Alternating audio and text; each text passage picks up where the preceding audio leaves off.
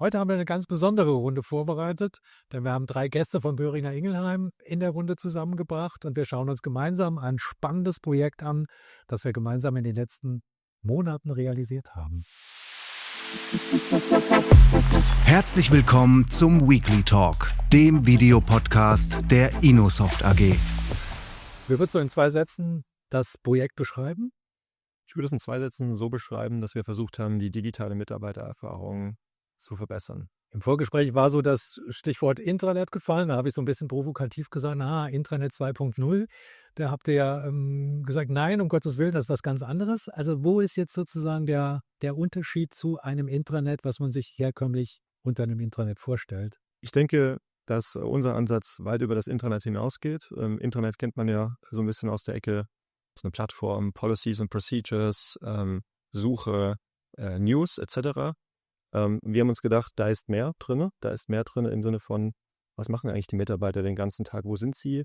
Welche Aufgaben haben sie zu tun? Und wir wollten im Prinzip diese Denke manifestieren in einem Intranet-Produkt, um das eben besser zu machen für den Endanwender, dass, sage ich mal, am Ende mehr an einem Ort zur Verfügung steht und weniger Klicks, Komplexität für den Mitarbeiter herrscht. War das dann eine Anforderung, die von den Mitarbeitern kam oder habt ihr euch das quasi in eurem Team überlegt, wir müssen da ein bisschen, wie soll man sagen, ein bisschen zukunftsfähiger, ein bisschen innovativer unterwegs sein? Ich glaube, es treibt sich immer aus beiden Perspektiven. Natürlich spielen bei uns die Nutzer die allergrößte Rolle, sowohl durch Feedback, was wir über die Jahre erhalten haben, aber auch durch die analytischen Möglichkeiten, die wir haben, in der Plattform zu schauen, was machen die Leute dort. Und da haben wir verschiedene, Muster festgestellt und vor allen Dingen ein Muster, dass die Kolleginnen und Kollegen sehr aufgabenorientiert arbeiten. Also sie sagen, sie haben eine bestimmte Idee, sie wollen morgens einstechen, abends oder spät am Nachmittag ausstechen. Sie wollen verschiedene andere Sachen, Informationen erhalten. Und das war so der Anlass, was wir gesagt haben, okay, wir müssen uns damit auseinandersetzen und haben dann eben, was wir User Research nennen, also uns mit den Nutzern hinzusetzen, zu sagen, was macht ihr dort, Interviews zu führen, verschiedene Methoden anzuwenden, um besser zu verstehen, was sie dann tatsächlich machen. Was kann man sich dann konkret drunter vorstellen, unter so einer Anwendung? Ich würde sagen, die typischen Anwendungen in so einem Unternehmenskontext sind, ich muss ein Training machen. Ich möchte vielleicht wissen, was es mittags in der Kantine gibt, habe vielleicht diverse Freigaben zu tun, wie Rechnungen, Bestellanforderungen, Freigaben, ob ein Mitarbeiter etc. Auf ein Projekt Zugriff bekommt. Also diese Brot- und Butteraufgaben, die jeder Mitarbeiter hat, irgendwo vielleicht eine andere Ausprägung, der eine mehr, der andere weniger, aber im Prinzip die große Masse an Mitarbeitern irgendwo machen muss. Wann kam dann die erste Version raus? Also wir arbeiten ja schon eine ganze Weile zusammen. Wann war das erste Release? Der erste Release kam vor ziemlich genau einem Jahr. Anfang November letzten Jahres sind wir mit dem ersten Release von diesem neuen Intranet live gegangen. Da hatten wir die ersten 3 Karten mit der Funktionalität verfügbar und haben seitdem kontinuierlich in einem mehr oder weniger vierteljährlichen Rhythmus Funktionalität nachgegangen. Jetzt kann ich natürlich böse sagen, warum erst jetzt? Also ich meine, man kann ja über solche Dinge auch viel, viel früher oder hätte schon viel, viel früher nachdenken können. Also was war jetzt sozusagen das Momentum, dass ihr quasi in dem Moment dann an so eine Umsetzung gedacht habt? Das sind 2 Punkte. Zum einen gibt es gewisse technische Problemstellungen und gewisse Probleme, die ihre Zeit brauchen.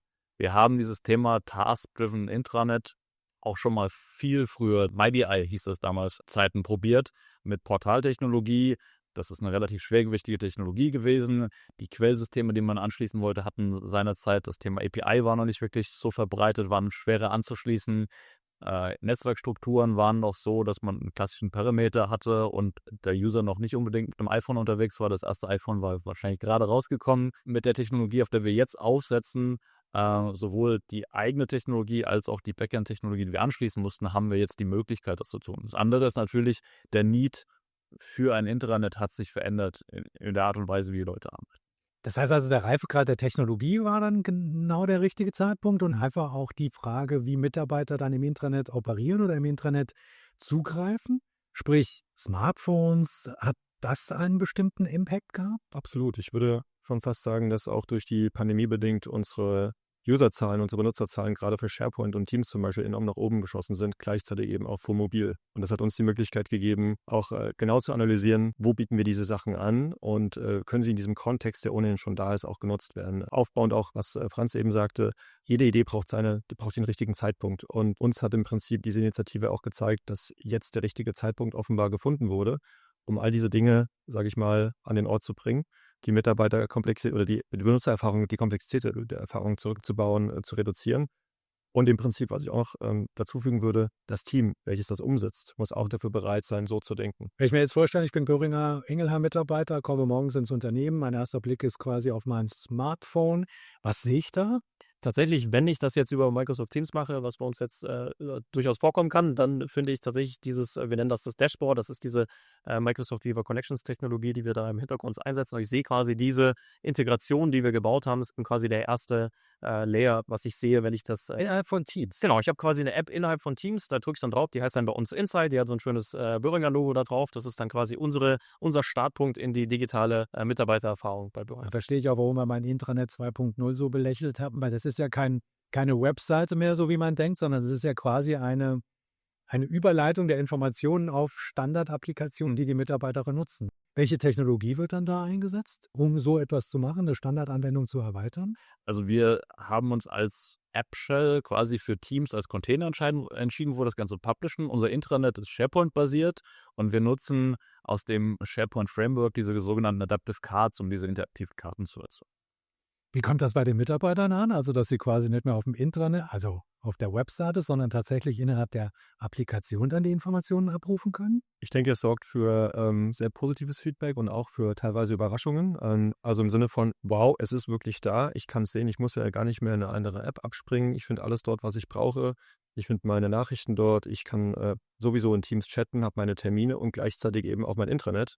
Das sorgt auf jeden Fall für sehr gutes Feedback bisher. Und wir sehen auch an den Zahlen, dass sehr viele User, sage ich mal, Benutzer zurückkehren, mit den Karten interagieren und auch da wirklich Sachen tun. Und wir denken eben, dass wir da auf dem richtigen Pfad sind und da noch weiter Komponenten einzubauen, die für Mitarbeiter relevant sind. Das wäre meine nächste Frage gewesen. Messt ihr, welche dieser, sagen wir mal, Anwendungen oder Cards am häufigsten oder am meisten genutzt werden? Ja, tun wir.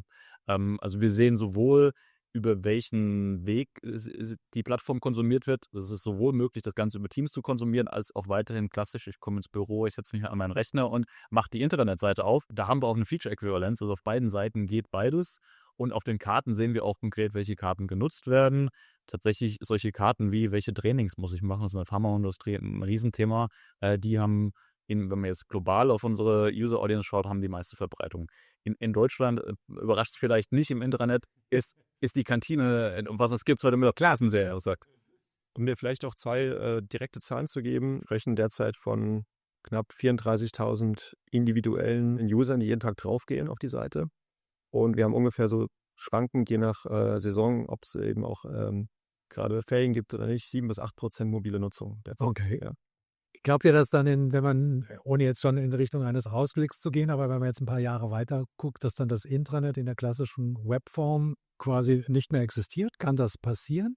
Dass einfach alle Informationen, die so ein Mitarbeiter braucht, dann quasi über, ich will jetzt nicht sagen Standardapplikationen, aber so über diesen Weg, den ihr jetzt gegangen seid, abgerufen werden? Oder wird es das klassische Intranet noch geben? Also ich glaube, dass es sich einfach verändert, was das Intranet, also es hat sich schon verändert aus meiner Sicht, ich glaube aus unserer Sicht grundsätzlich schon, weil sich die Zielsetzung verändert, was die Mitarbeiter tagtäglich machen und was man damit im Endeffekt erreichen möchte. Ich glaube, in die Zukunft guckend, ich weiß nicht, ob das Internet an sich als Technologie verschwindet, weil ich glaube, auch gerade als Datenquelle für alle KI-Anwendungen etc. super relevant, gerade auch in der Verbindung mit den anderen Systemen. Und ich glaube, das ist der Punkt, der uns für die Zukunft vorbereitet hat, nämlich, dass wir angefangen haben zu sagen, wir gehen die Perspektive etwas über die Perspektive des reinen Intranets hinaus auf die Gesamterfahrung, die ein Nutzer dort entgegenkommt. Und ich glaube, das wird keinem überraschen, dass in Unternehmen unterschiedliche Systeme von unterschiedlichen Anbietern mit angewendet werden. Und da haben wir eben das Thema, dass man versuchen muss, da möglichst die Verbindung zu schaffen. Und die ermöglichen uns halt für die Zukunft, für KI-Modelle, für Agenten zum Beispiel, da auch noch weiter was zu erreichen. Aber ja, und ich glaube, die Unterscheidung ist nicht so sehr im Formfaktor, wo sich das Intranet hin entwickelt. Konsumieren das irgendwann alle nur am Mobile Smartphone über den Teams-Client oder über den Browser oder über welche User Experience da auch noch aufkommen mag, sondern dieser Schritt von, wir haben ein Intranet, was im Wesentlichen ein Content-Repository war, wo wir News haben, wo wir ein paar irgendwie Teamvorstellungen haben, wo irgendwelche Policies hinterlegt sind, zu tatsächlich einer Meta-Applikationen. Teilweise wird irgendwie das Wording Super-App strapaziert, zu sagen, wo ich wirklich einen Startpunkt habe, wo ich nicht nur eine Linksammlung habe und dann in meine Fachapplikation abspringe, sondern den ersten Schwung an Arbeit schon erledigt bekomme, bevor ich dann überhaupt tief in die Fachapplikation einsteige. Und das fand ich ja das Interessante, dass es quasi einen Zugriffspunkt gibt, wo ich dann als Mitarbeiter auf unterschiedliche Applikationsquellen oder Informationen von dort konsumieren kann. Das ist ja eine äußerst spannende Situation. Absolut. Vielleicht noch hinzufügend, ich persönlich denke zum Beispiel, dass das Intranet immer noch ein Herzstück sein wird von jedem Unternehmen. Wir haben das Thema Suche bei uns im Team gehabt für mehrere Jahre. Eine gute Suche ist Teil der Intranet-Erfahrung. Gleichzeitig gehört eine gute Navigation, eine gute Information Architecture dazu. Viele Benutzer bedienen nach wie vor auch die Navigation, um an die Quelle zu kommen und benutzen eben nicht die Suche und benutzen eben nicht den AI-Helper. Und ich denke, wir müssen uns darüber einfach im Klaren sein, dass wir am Ende mehrere Flavors haben, mehrere Geschmäcker haben, über die der Benutzer sozusagen das Intranet konsumieren wird. Und das zählt dann eben im Prinzip auch dazu, welche Aufgaben können erledigt werden im Intranet, idealerweise von einem kleinen Helper, von einem Agent etc. Und das ermöglicht uns natürlich jetzt auch, die Sachen auch wirklich zu bedenken, weil wir an der Stelle jetzt schon sind. Aber umgekehrt sehe ich doch auch, wenn ich Mitarbeiter bin, was ich zu tun habe. Also wenn ich irgendwelche Freigaben für Workflows machen muss, dann liegt es ja quasi zentral in meiner Teams-App und ich kann es von dort aus ansteuern, oder? Richtig. Wenn wir jetzt nochmal so ein bisschen in die Technik reinspringen, was waren denn technische Herausforderungen? Also ich habe ja im Vorgespräch so gehört, es gab da so von dem einen oder anderen Backend- oder Host-System so gewisse Engpässe, die zu bewältigen waren. Wenn man heute Integrationen baut, dann geht man davon aus, jedes System, was man so anbinden will, hat idealerweise eine API, an der ich entsprechend an die Informationen, an die Task-Informationen oder was kommen möchte.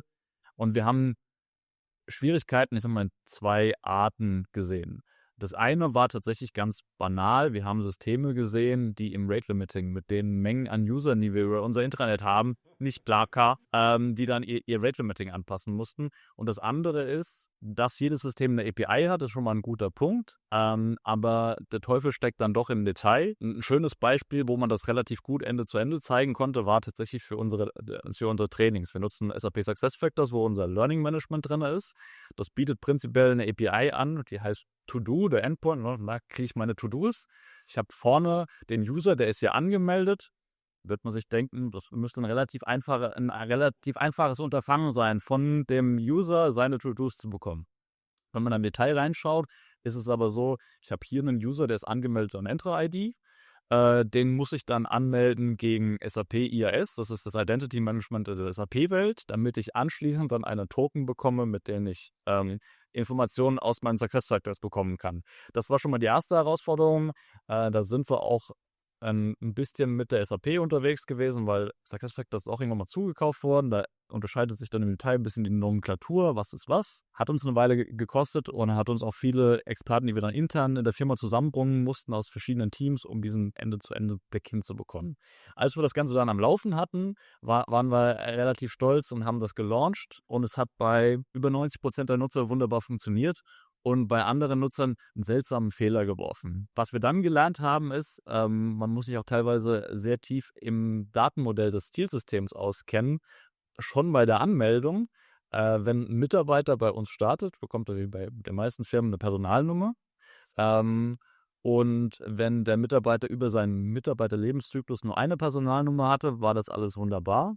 Wenn er mehrere Personalnummern hatte, weil er mal einen Auslandsaufenthalt hatte, weil er mal die Firma verlassen hatte und wiederkam, dann musste man diese Logik noch einmal. Also hatten wir quasi da nochmal eine Version 2 zu implementieren, die quasi diese Logik abbildet, damit wir wissen, okay, welches Employment wollen wir da uns anschauen. So wird aus einer einfachen Fragestellung dann doch eine Tätigkeit, die sich mit allen Abklärungen über ein paar Monate gezogen. Und das Schöne daran ist, man entlarvt durch diese Sachen so ein bisschen auch, sage ich mal, die Fallstricke natürlich, aber gleichzeitig im Prinzip ist für uns im Team immer wieder, sage ich mal, die Direktive gewesen, Dinge einfach zu machen. Aber dadurch, wenn sie für den User einfacher werden, kann es manchmal sein, dass die IT die entsprechende Komplexität zu tragen hat. Ja, aber ist schon spannend, ne? Wenn man sich anschaut, so eine Adaptive Card ist ja eigentlich relativ einfach definiert, was das dann für Auswirkungen hat. Einerseits findet man Unregelmäßigkeiten in Datenstrukturen, andererseits challenged man dann einen großen Hersteller, der merkt, dass möglicherweise hier oder da noch eine Anpassung zu erfordern. Also ist schon sehr spannend. Microsoft hat ja auch eine gewisse Rolle gespielt in dem Projekt. Also im Sinne von, dass man sich auch interessiert hat für diese Thematik.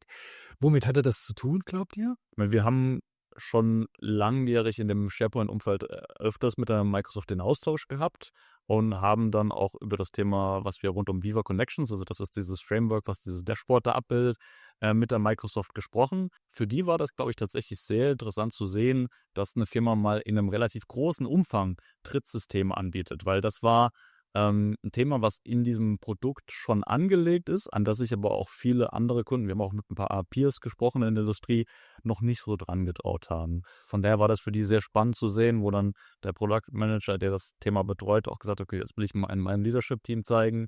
Das war schon interessant. Das heißt aber so ein bisschen angetan von der Lösungsidee, Ja. wie ist dann Ja. spannend. Dass seine Idee quasi tatsächlich mal in der Breite im Feld mit einer Karte, es gibt ja auch so Projekte wie PNP bei der Microsoft, die zeigen, wie das technisch funktioniert. Und da findet man ja auch relativ viele Beispiele, wie man so eine Karte bauen kann. Was man in der Community noch nicht so viel findet, ist tatsächlich das Beispiel, wie bin ich denn tatsächlich an das konkrete Third-Party-System von einer SAP oder von einer DocuSign oder von einer ServiceNow oder so an. Und das ist ja genau das, worauf wir uns konzentriert haben, diese Anwendung an diese großen kommerziellen Third-Party-Systeme produktiv zu verstehen. Wo denkt ihr dann intern an eine Weiterentwicklung? Also wenn ich jetzt mal das Buzzword Nummer 1 KI-Anwendungen und so etwas in den Raum werfe, also glaubt ihr, dass dann Adaptive Cards dafür auch eine interessante Plattform sind, um den Benutzern genau diese Informationen dann mit zuzuspielen, einzuspielen? Definitiv. Und ich glaube, das ist so ein bisschen das haben wir im Vorgespräch ja auch schon so ein bisschen besprochen, tatsächlich, dass uns das die Zukunft ebnet. Denn wir sind gar nicht so tief in dem Thema drin, zu sagen, wir committen uns jetzt über die nächsten 20 Jahre auf eine bestimmte Technologie, weil wir wissen ja nicht, wie sie sich weiterentwickelt. Was wir aber trotzdem wissen, ist, dass gerade diese Hintergrundthemen, Schnittstellen, also APIs, dieses ganze Zusammenführen, diese Erfahrung für den Nutzer wollen wir schaffen. Das ist unser Kernziel. Das ist das, warum wir immer wieder zurückgekommen sind, zu sagen, Moment, was braucht denn der End-User tatsächlich? Was kommt da für eine Erfahrung raus? Komplexität für den User reduzieren.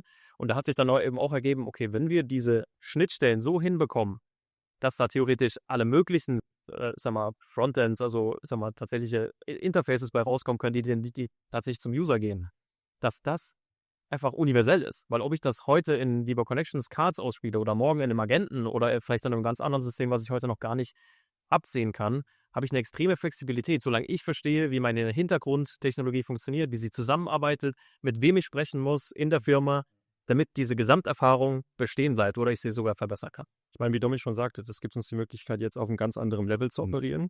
Gleichzeitig würde ich aber nicht unterschätzen, dass wir durch dieses Momentum, was wir generiert haben, dass wir gezeigt haben, es ist möglich, jetzt auch die Stakeholder natürlich entsprechend mitnehmen können. Das erzeugt fast schon wie so eine Aufwärtsspirale, sage ich mal. Wenn man sich jetzt als Stakeholder einfach nur hinstellt und sagt, na gut, das Team hat es geschafft, offenbar ist es möglich. Was kann ich tun, damit ich auch in diesem Dashboard erscheine mit meinen Mitarbeiteraufgaben? Wie zum Beispiel auch, wir reden gerade im Unternehmen darüber, wie man die generelle Campus-Erfahrung besser machen kann. Wo finde ich was? Wo sind die Gebäude? Wo ist der Meetingraum? Wo finde ich die Cafeteria? Wann sind die Öffnungszeiten? Und all diese Dinge können wir jetzt eben an den Ort einbauen, wo die Mitarbeiter schon sind, ohne über eine neue App zu reden. Das kann man nicht oft genug betonen, dass es ja Teams ist, eine Standardanwendung, wo sowieso die größte oder die meiste Kommunikation drüber erfolgt. Und wenn ich das Tool dann nutze, um weitere coole und gute Informationen bereitzustellen, ist das tatsächlich ein sehr, sehr guter Ich Ansatz. glaube, auf dieses Plattformthema nochmal einzugehen, unabhängig von dem Thema AI, was momentan so ein bisschen das Hype-Thema des Momentes ist, tatsächlich das eine, wie du gesagt hast, Teams als Plattform, das war tatsächlich für uns auch eine wichtige Überlegung, die wir angestellt haben.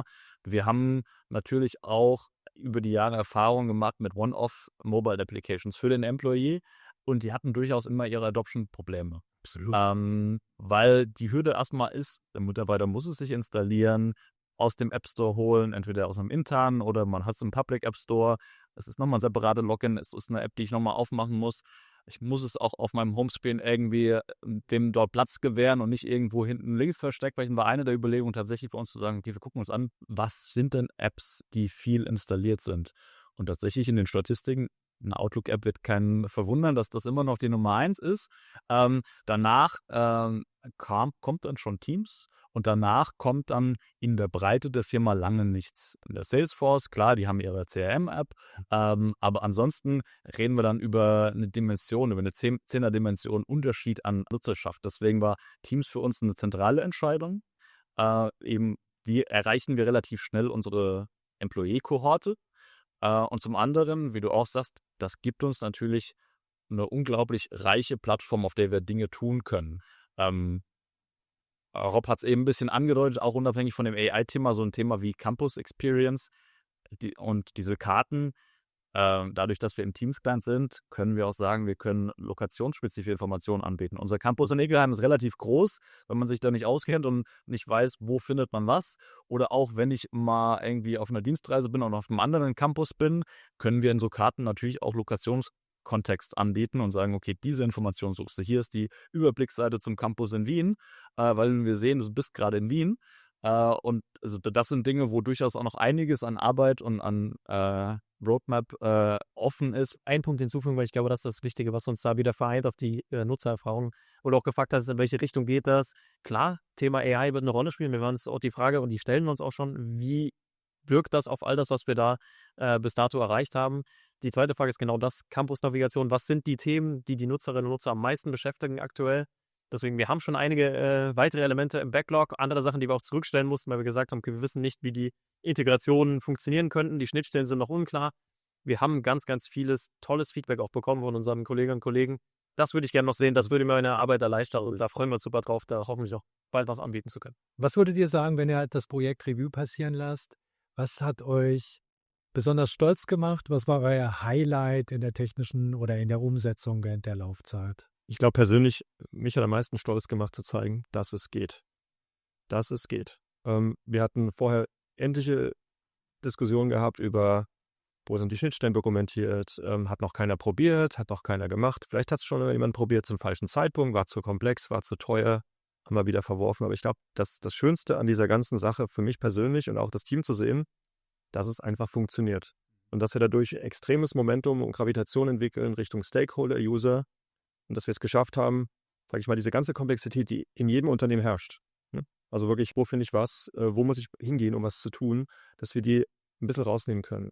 Also wir hatten es immer so, glaube ich, mit dem englischen Wort Declutter beschrieben. Kann ich ein bisschen im Prinzip aufräumen? Wie kann ich aufräumen, was für Klarheit sorgt, was gut? Dass der Mitarbeiter genau weiß, hier bin ich richtig aufgehoben, hier gehe ich gerne hin und hier verbringe ich ein bisschen Zeit.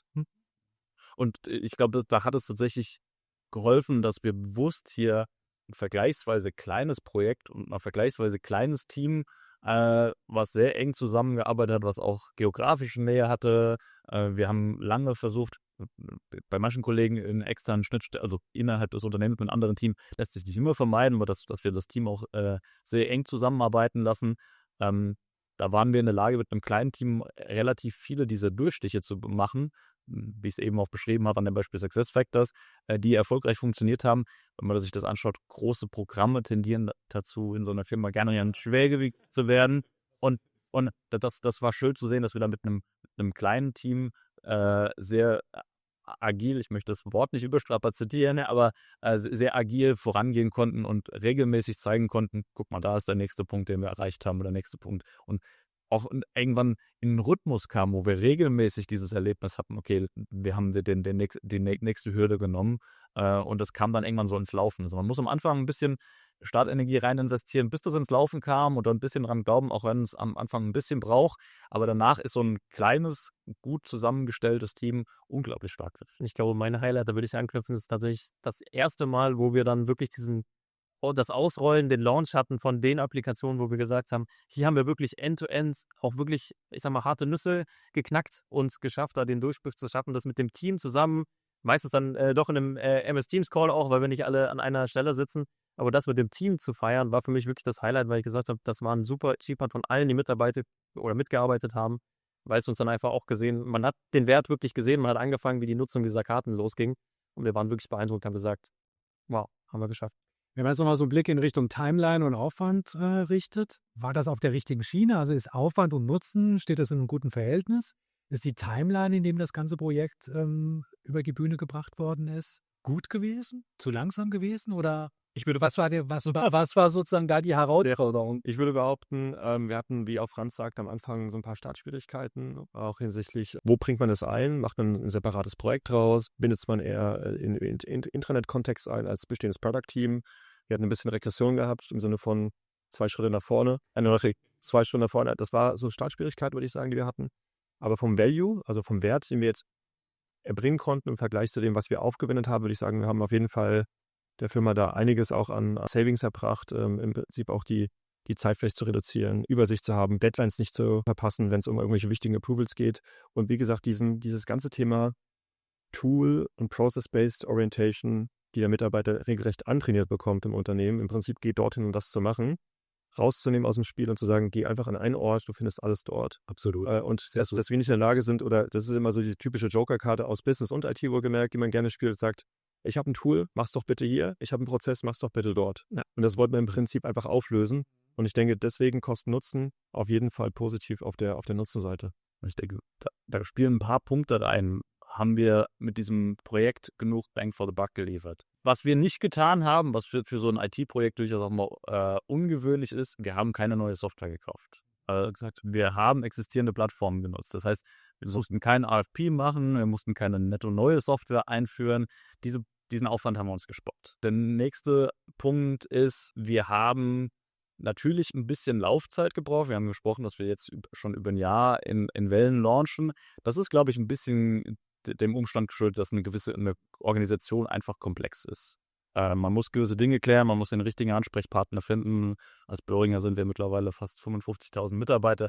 Das ist absolut. Da brauchst du ein bisschen, um den Weg zu finden. Wenn man sich aber, ich sag mal, die Aufwände, die sie über dieses Jahr verteilt anschauen. Wie gesagt, wir sind ein kleines Team und auch diese Karten sind keine unglaublich großen Custom-Software-Projekte. Also wir haben und dementsprechend ist das Projekt auch so von der Priorisierung und vom Budgetbedarf vielleicht auch ein bisschen unter dem Radar geflogen, oder dass wir gleich immer den Druck bekommen haben, der erste Release muss gleich sofort irgendwie den großen Launch machen, wie man es bei den Großprogrammen manchmal hat.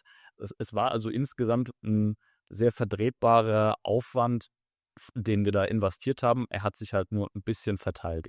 Ich glaube, der Schlüssel zu dem Ganzen war einerseits, wir haben halt viel Zeit auch investiert in, wir nennen das immer Alignment, also wenn wir mit der Organisation ins Gespräch gehen und zu sagen, hey, das ist unsere Idee, wir wollen das und das erreichen. Wir haben viele Meetings gehabt, viele Präsentationen in unterschiedlichen Bereichen mit unterschiedlichen Kollegen gehabt, die wir vielleicht vorher noch gar nicht kannten, die wir erstmal von unserer Idee überzeugen mussten. Und ich sage mal, das ist jeder, der das jetzt vielleicht auch starten möchte und sagen möchte, ich möchte da irgendwie in diese Richtung gehen. Es ist super wichtig, die wichtigsten Stakeholder, die wichtigsten Leute mitzunehmen, weil im Zweifel bekommt man sonst Steine in den Weg gelegt, ob man es möchte oder nicht. Ja, und dann kann man sich eben den Weg freiräumen. Und das Zweite, was uns natürlich extrem geholfen ist, war das schon etablierte bei uns Product-Team. Also auch da wieder, dann müssen wir den Begriff agil immer ein bisschen auffassen, aber wir haben ein Scrum-basiertes Product-Team für das Intranet, was halt schon etablierte Strukturen hatte, etablierte Prozesse, bei denen wir dann auch alle onboarden konnten, die wir brauchten an den Entwicklern, wo wir gesagt haben, das hat uns geholfen, dann halt auch kontinuierlich Wert zu liefern und auch immer kleine Iterationen, selbst wenn sie noch nicht ganz fertig für den End-User-Markt waren, mal zu shippen, mal auszuprobieren. Ich glaube, das waren Das ist natürlich eine Steilvorlage, dass ich nochmal fragen muss, wie ihr die Zusammenarbeit mit uns erlebt habt. Ich meine, alleine durch die Tatsache, dass ihr hier sitzt, daraus würde ich schon mal ableiten, dass es jetzt nicht ganz so schlecht war. Aber was ist jetzt, wenn, ihr kennt andere Dienstleister, was ist jetzt irgendwie das andere, ich will nicht sagen das Besondere, aber wo sind vielleicht die Kollegen anders unterwegs? Ja, danke für die Frage, Thomas. Ich würde es so beantworten, dass ich sage, ihr seid auf uns eingegangen. Wir haben das mit euch realisiert, aber ihr seid im Prinzip als Innosoft nicht mit einer Idee an uns herangetreten oder habt uns gesagt, wie wir es am besten machen sollen, sondern wir konnten als Unternehmen die User Research mit ins Boot bringen. Wir konnten die Technologie mit ins Boot bringen. Wir konnten so ein bisschen zeigen, okay, mit diesen Stakeholdern, mit den Process Ownern und IT-System Leads, mit denen müssen wir reden. Aber das Team hat den Challenge und ihr könnt uns dabei helfen, diesen Challenge umzusetzen und auch wirklich zu verstehen, was kann man wie umsetzen. Und ich glaube, dadurch, dass diese Mentalität auch da war im Team, das auch mal durchzustehen, hat sich auch so eine Art wie eigener Spirit, sag ich mal, entwickelt. Also sprich, dass wir am Ende natürlich 2 Unternehmen sind, aber gefühlt in der Zusammenarbeit eigentlich nicht. Und ich glaube, das war wirklich dann auch eben in dieser Zusammenarbeit hat man es gemerkt, wir kamen mit dieser Idee und dem Konzept, wo wir brauchten was, und ich kann mich noch an eine Konversation von uns erinnern, wo wir gesagt haben, wir brauchen diesen Quickstart, wir brauchen irgendwie jemanden, der uns hilft, das mal wirklich durchzuziehen, zu sagen, diesen Durchbruch zu schaffen, weil das Wichtige war, einmal mindestens zu zeigen, auch den Stakeholdern, hey, es funktioniert. Wenn ihr euch richtig reinhängt, wenn ihr sagt, okay, wir haben eine Idee, lasst es uns umsetzen, ja, dass wir das wirklich möglich machen. Und das war wirklich mein Highlight, zu sagen, okay, ich kann mich an die Gespräche vorher und nachher logischerweise erinnern, ne? Und ich glaube, das war wirklich was, wo ihr uns auch extrem geholfen habt, wo wir wirklich tolle Mitarbeit oder auch proaktive Mitarbeit hatten, wo wir sagen konnten, wir konnten uns darauf verlassen und haben wirklich tolle, auch neue Ideen zusammen generiert im Prozess. Im Prozess absolut. Also wir haben ja auch teilweise ein gemischtes Entwicklerteam gehabt, wo wir auch interne Entwickler zusammen mit den 2 Kollegen von euch an dem Thema, die dann auch sehr spontan die Themen und die Themenblöcke miteinander ausgetauscht haben. Und ja, tatsächlich, wir hatten eine Idee, was wir angehen wollten. Wir hatten unsere Research, was wir brauchen. Und wir sind nicht in einer Diskussion in der großen Vendor-Auswahl mit irgendjemand will einen Accelerator verkaufen. Ja, und das ist der Standardprojektplan, den tären wir noch so ein bisschen, sondern wir haben tatsächlich die Unterstützung bekommen in genau den Bereichen, wo wir sie gebraucht haben. Wie würdet ihr, wenn ein anderes, größeres Unternehmen eine ähnliche Projektumsetzung im Kopf hat, was würdet ihr diesem Unternehmen raten, vorzugehen oder wie vorzugehen? Kommt ein bisschen drauf an, wo das Unternehmen momentan gerade mit seinem Thema Intranet steht.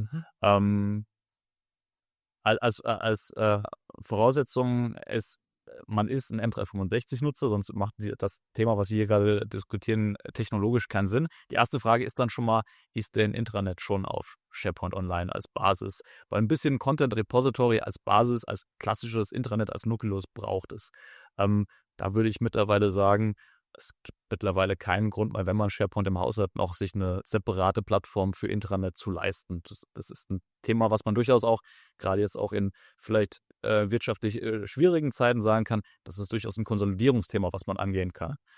Im nächsten Schritt, wenn ich schon ein SharePoint-Intranet habe, dann kommt man tatsächlich in das Thema rein, sich anzuschauen, was biete ich denn in dem Intranet an? Habe ich momentan noch so ein stark content-zentrisches Intranet, wo ich Informationen finde und dann irgendwie per Link irgendwo abspringe? Dann wäre unsere Empfehlung, sich das Thema Connections mit diesen Karten anzuschauen. Einfach, weil ich auf der einen Seite das Thema Task-Driven Intranet angehen kann und auf der anderen Seite diesen Mobile-Kanal mit der Hilfe von Teams bedienen kann. Und wenn ich dann diese Karten angehen möchte, dann ist man sehr spezifisch in der Firma unterwegs, zu sagen, okay, welche Backend-Systeme habe ich denn? Und anfangen, sich diese Stakeholder-Kontakte zusammenzusuchen, um zu schauen, okay, hier komme ich an die Aufgabeninformation von, hier kann ich die Zeit buchen, hier komme ich an die Travel-Information, um diese Landschaft zu entdecken, was da teilweise in den Firmen, und das ist halt oft auch gewachsen, da muss man ein bisschen Zeit investieren, um diese Discovery, aber ich glaube, Das Begriff Entdecken ist gut, weil man kennt den aus dem Begriff, auch aus dem Bereich User Experience, UX Discovery. Erstmal schauen, was ist denn da? Was gibt's denn? Was können wir lernen über Nutzer oder nur Nutzer? Und das ist so der Kernaspekt. Auf der einen Seite, wo stehe ich technisch? Ist super wichtig, sich das mal klar zu machen. Was habe ich für Systeme? Wie funktioniert das alles? Und die andere Perspektive ist genau die ganz, ganz wichtige für uns, die Nutzerperspektive. Was passiert im Internet? Dazu kann man natürlich einerseits quantitativ Analytics benutzen, also alles, was man an Daten oder Zahlen, Daten, Fakten direkt quantitativ aus dem System bekommt, aber dann natürlich auch mit den Nutzern ins Gespräch, in Interviews, sich damit auseinanderzusetzen, wer sind denn meine Nutzer? Das hängt natürlich auch vom Unternehmenskontext ab, ob man jetzt viele, Kolleginnen und Kollegen hat, die am Schreibtisch arbeiten oder aber auch viele in der Fabrik oder an anderen Stellen arbeiten, dass man genau versteht, was ist denn das Ziel, was ich mit meinem Intranet habe? Weil daran muss ich es natürlich ausrichten, was für Kabel ich brauche, was für Informationen, wie die dann nachher aussehen müssen und welche Systeme ich dann integrieren muss, damit das funktioniert. Weil man möchte diese Systeme ja nicht nachbauen und sagen, ich baue jetzt ein Third-Party-System einmal komplett nach, sondern wirklich, was sind die Kernaufgaben, die wir den Nutzerinnen und Nutzern abnehmen oder die wir ihnen erleichtern wollen? Vielleicht noch aufbauend auf deinem Statement und auf Domys Statement. Ich würde auch anderen Unternehmen vorschlagen, was ist die Vision eines Intranets in der Zukunft? Also was soll es sein? Ist es am Ende des Tages ein Teil einer digitalen Mitarbeitererfahrung, wenn nicht der wichtigste Teil? Ist es die Einzelerfahrung? Welche User Journeys hat man im Unternehmen sozusagen? Wohin gehen die Nutzer von A bis Z? Was machen sie eigentlich den ganzen Tag? Und das kann spezifisch sein, je nach Branche und auch Zusammensetzung, je nachdem Außendienst und Büro. Und auch wirklich eine Vision zu entwickeln, wie ist alles miteinander verzahnt und kombiniert. Weil ich glaube, dass wir nach wie vor natürlich alte Elemente haben des Intranets, die wir auch nach wie vor begleiten müssen, aber gleichzeitig auch an die neuen Elemente denken müssen, wie vorhin von dir erwähnt, KI, Adaptive Cards und vor allen Dingen der Punkt, Domi jetzt eben angebracht mit User Research und Exploration, aber einfach auch wirklich mal zu probieren. Nicht nur auf der User Research Seite, sondern auch zu probieren und ein bisschen Pioniergeist zu entwickeln, das einfach mal zu machen. Auch wenn es erstmal wehtut, nicht funktioniert, als Setback erlebt wird, aber ich glaube am Ende des Tages wichtige Learnings nach oben spült, die wiederum wichtig sind für das Team und dann wieder gemeinsame Lösungen zu entwickeln. Also ich glaube auch wichtig für uns war, immer wieder zu versuchen, zu überlegen, wie können wir das neu erfinden. Zur Intranet-Erfahrung gehören ganz viele Einzelerfahrungen. Die Navigation, die Suche, Task-Integration, wie gut ist mein Content, all diese Dinge. Und ich glaube, wir haben versucht, ein holistisches Bild zu entwickeln. Ein Teil davon war eben auch diese Integration. Und ich glaube, es macht einen deutlichen Unterschied im Vergleich zur alten Version. Ja, und vielleicht dazu nochmal aufgreifend, basierend auf dem, was wir auch gelernt haben. Wir haben mit einem oder anderen Unternehmen gesprochen, so im Peer Exchange. Was, glaube ich, ganz wichtig ist, dass man keine Angst vor dieser Custom-Integration hat. Man muss am Anfang einmal über diesen Berg drüber, um es einmal zu sehen und wirklich dran zu glauben, dass das geht. Es ist am Ende des Tages nicht so schrecklich viel Custom-Code. Man bindet sich keine unglaublich große Codebase ans Bein, die man maintainen muss. Diese Karten sind relativ leichtgewichtig und man ist dann tatsächlich von der Experience genau dort, wie der Rob es gesagt hat, wo man es für seine Firma braucht. Das ist ein Fit, den man damit hinbekommt, den kriegt man mit diesen fertigen Paketen, die man kaufen kann, bekommt man das so nicht hin. Und vielleicht noch so ein bisschen aus dem Maschinenraum zu diesem Thema Testing. Das Schöne daran ist, jede Karte ist ein eigenes Entwicklungsprojekt. Das heißt, ich kann die Karten unabhängig voneinander entwickeln. Plus das Dashboard hat die Möglichkeit, mit sogenannten Target Audiences zu arbeiten, also dass ich gewisse Karten nur gewissen Zielgruppen anzeigen kann. Das kann ich natürlich produktiv nutzen, wenn ich sage, diese Karte brauchst du nur in Deutschland und diese Karte brauchst du nur in den USA. Das kann ich aber auch wunderschön zum Testing benutzen, dass ich sage, ich habe meine Testnutzer und denen zeige ich heute mal eine andere Karte an und kann dann diese Testerfahrung einsammeln, ohne dass ich schon die User Experience für die gesamte Belegschaft ändere. Man spürt jedem Einzelnen von euch eine Begeisterung an, die aus diesem Projekt strahlt. Es ist großartig, es hat richtig viel Spaß gemacht. Vielen, vielen Dank für eure Zeit, dass ihr auch extra dafür nach Marburg gekommen seid. Sehr gerne. Danke euch. Danke, Andreas. Danke dir. Danke. Ja, und Ihnen vielen Dank für Ihre Zeit. Bleiben Sie gesund und uns gewogen und bis zum nächsten Mal.